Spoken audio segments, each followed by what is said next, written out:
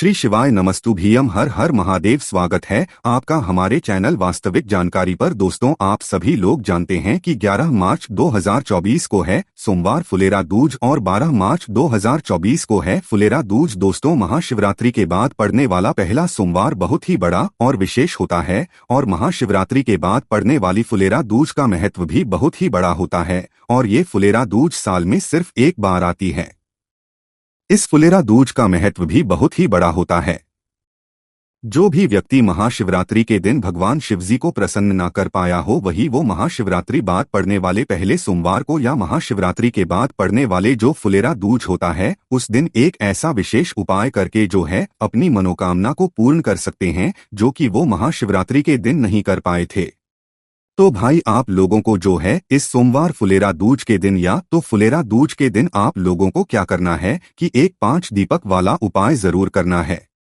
अब ये 5 दीपक वाला जो उपाय है कि इतना बड़ा उपाय है कि इस उपाय को जो भी व्यक्ति इस दिन कर लेगा, उसकी जो भी मनोकामना होगी वो पूर्ण जरूर होगी, भी बहुत ही कम समय में। क्योंकि दोस्तों, महाशिवरात्रि के दिन जो सोमवार पड़ता है उसका भी बहुत ही बड़ा विशेष महत्व होता है और महाशिवरात्रि के दिन जो फुलेरा दूज पड़ता है उसका भी एक अलग ही महत्व होता है।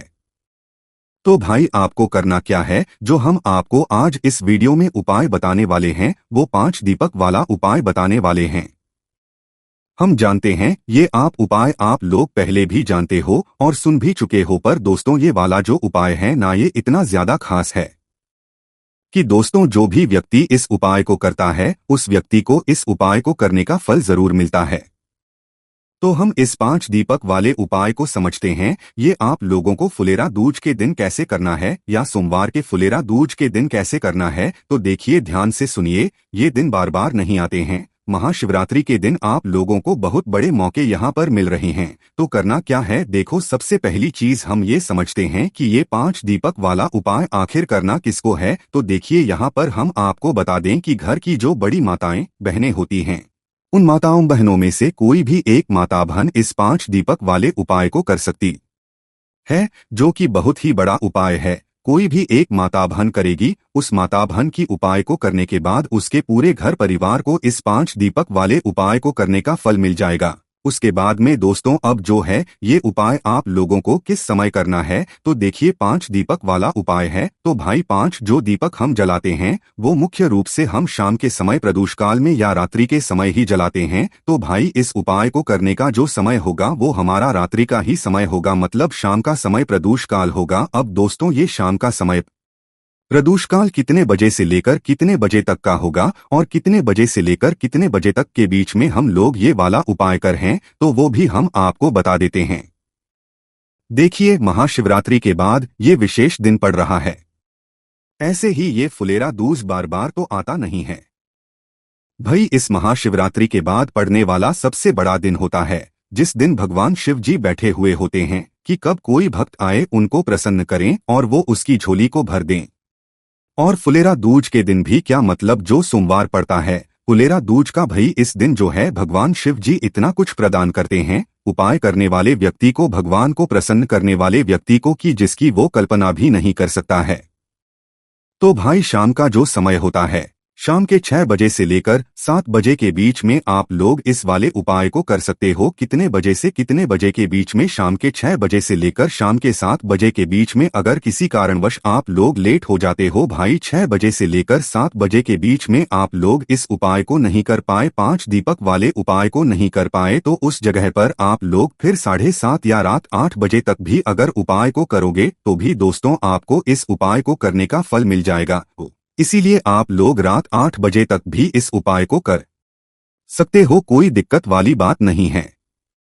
अब हम समझते हैं कि इस 5 वाले उपाय को आपको करना कैसे है। तो देखिए, ये बात तो आप समझ गए हो कि भाई इस दीपक वाले उपाय को आप लोगों को किसको करना है। घर की जो बड़ी माताएं बहन होंगी उनमें से कोई भी एक माता बहन को इस वाले उपाय को करना है। हाँ, अगर किसी कारणवश घर में कोई भी माता बहन उपस्थित नहीं है या किसी कारणवश वो ये उपाय नहीं कर पा रही है, तो फिर घर का कोई बड़ा व्यक्ति भी इस वाले उपाय को कर सकता है। बड़ा व्यक्ति हम इसीलिए कह रहे हैं क्योंकि कोई छोटा व्यक्ति इस उपाय को सही से नहीं कर पाएगा और उपाय का फल नहीं ले पाएगा। इसीलिए पहले उपाय को अच्छे से सुन लेना, उसके बाद ही करना।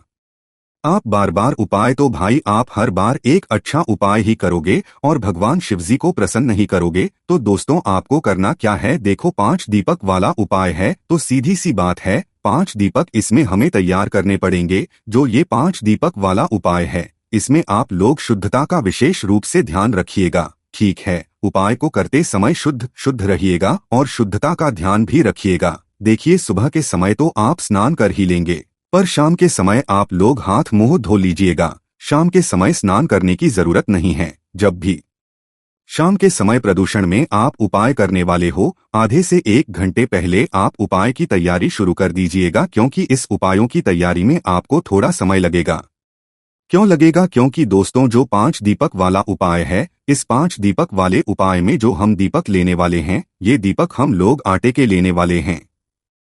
अब आप कहोगे आटे के केवल लोग हैं, हम 2 मिट्टी के लेंगे। तो देखिए मिट्टी के अगर लेना भी चाहो ना तो नए दीपक आपको लेने पड़ेंगे, क्योंकि इस समय सभी लोगों के पास उपस्थित नहीं होंगे। तो भाई अगर आपके पास 5 नए मिट्टी के दीपक हैं तो भाई आप मिट्टी के दीपक और पुराने दीपक हैं तो पुराने दीपकों से ये उपाय नहीं होगा। इसीलिए सबसे अच्छी बात यही है कि हम 5 आटे के दीपक तैयार करें। जो 5 आटे के दीपक आप तैयार करोगे इसके लिए आटा अलग से ही लोगे। उस आटे के अंदर कुछ भी नहीं डालोगे और उस आटे के अंदर पानी डालकर उसे गूंद लोगे। गूंदने के बाद उस आटे के 5 दीपक आप तैयार कर लोगे। कितने बड़े बड़े मीडियम साइज के, ना वो बड़े हों ज्यादा ना वो छोटे हों, मीडियम साइज के 5 दीपक तैयार कर लेना। और इन 5 दीपकों को अपनी एक पूजन वाली थाली में या प्लेट में अच्छे से सजाकर जमा कर रख लेना है।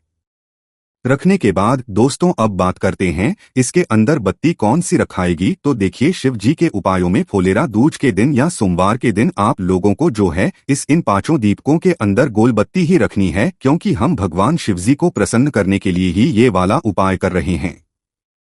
तो इन 5 दीपकों के अंदर एक एक गोल बत्ती यहाँ पर रखा जाएगी। एक एक गोल बत्ती रखने के बाद दोस्तों जो गोल बत्ती आप लोग बना रहे हो वो कोशिश करना कि आप अपने घर में ही बनाओ। कई सारे लोग बाजार से लाई हुई गोल बत्ती भी रखेंगे, पर अगर आप लोग अपने हाथों से बनाई हुई रुई से बनाई हुई गोल बत्ती जो है अपने हाथों से बनाई हुई उस दीपक को रखोगे तो भगवान ज्यादा प्रसन्न होंगे। बाकी बाजार वाली भी रख सकते हो, कोई दिक्कत वाली बात नहीं है।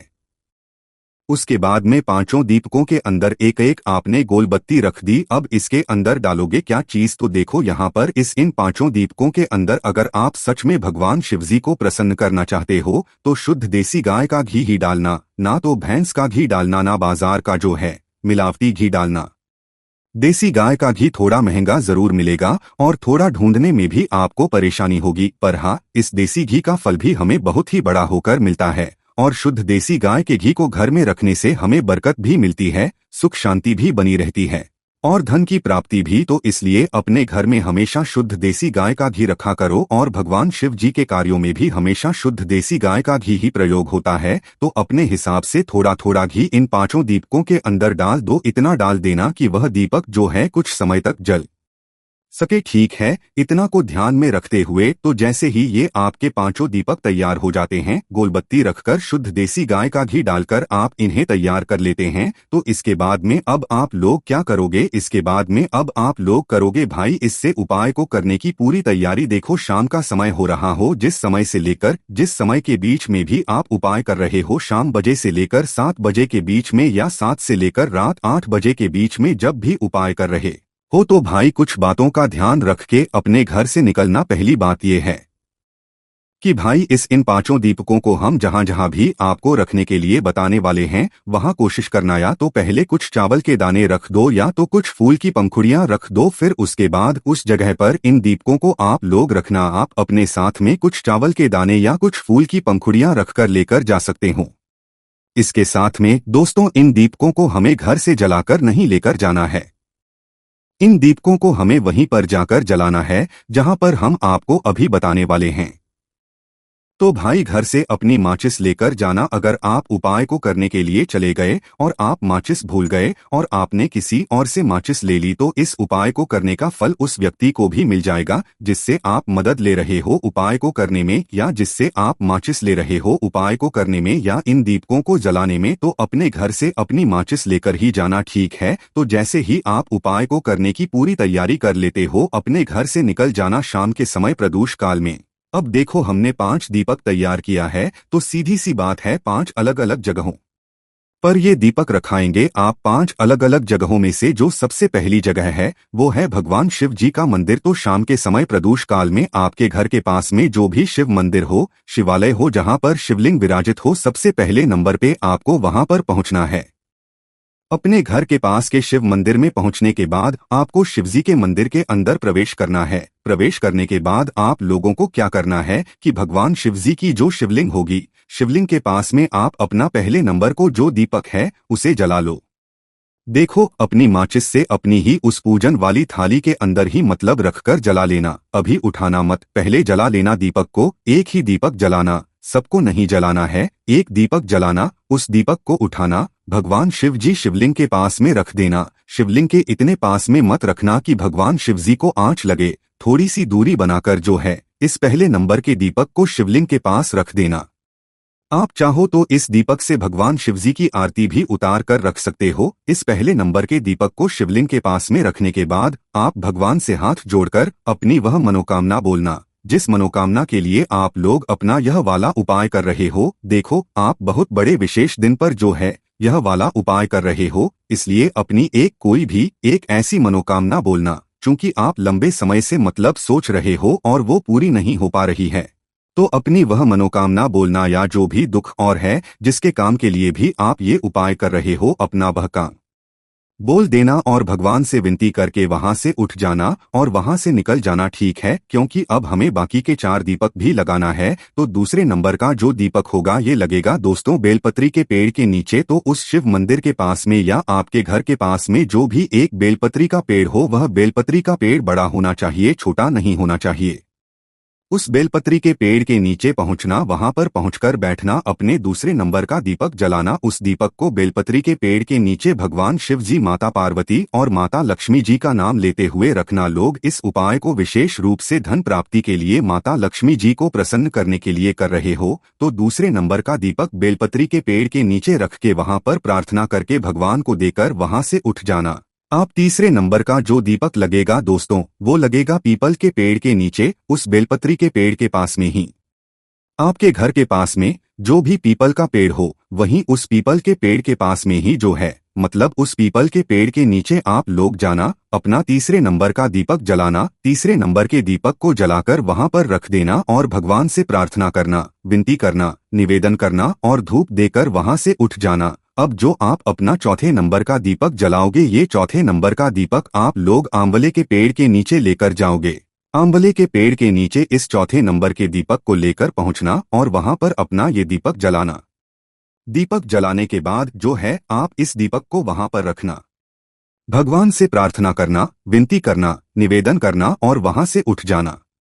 हाँ, आपको चौथे नंबर के दीपक में एक ऑप्शन मिलता है कि अगर आप लोग किसी कारणवश आपके घर के पास में कोई भी आंवले का पेड़ नहीं है तो आप आंवले के पेड़ की जगह शमी के पेड़ के नीचे इस चौथे नंबर के दीपक को रख सकते हो। सिर्फ इस चौथे नंबर के दीपक में आपको ये ऑप्शन मिल रहा, अगर आंवले का पेड़ नहीं है तो शमी के पेड़ के नीचे आप ये वाला दीपक रख सकते हो, है ना। उसके दोस्तों अब हमारे पास 5वां और आखिरी नंबर का दीपक बचा हुआ है। इस 5वें और आखिरी नंबर के दीपक को लेकर कहां पर आपको जाना है? सीधे अपने घर के मुख्य द्वार पर जाना है। आपके घर का जो मेन गेट है सीधा वहां पर आप लोगों को पहुंच जाना है। घर के अंदर प्रवेश नहीं करना है। जो लोग मल्टीज में या किराए के घर में रहते हैं वही उनकी जो मल्टीज का किराए के घर का जो आखिरी दरवाजा है जिससे वो अंदर बाहर जाते हैं, भाई वो वहां पर जाकर खड़े हो जाएं, ठीक है। अंदर प्रवेश नहीं करना है, बाहर के बाहर ही जो है आपको खड़े हो जाना है। बाहर से खड़े होकर ही अपने घर को है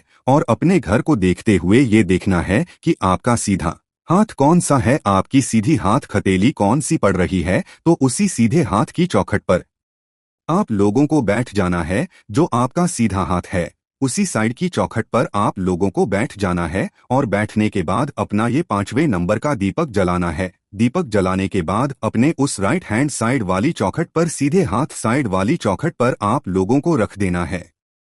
और इस 5वें नंबर के दीपक को रखने के बाद आप भगवान से अपनी वापस से मनोकामना बोलना, जिस मनोकामना के लिए आप लोग अपना ये वाला उपाय कर रहे हैं।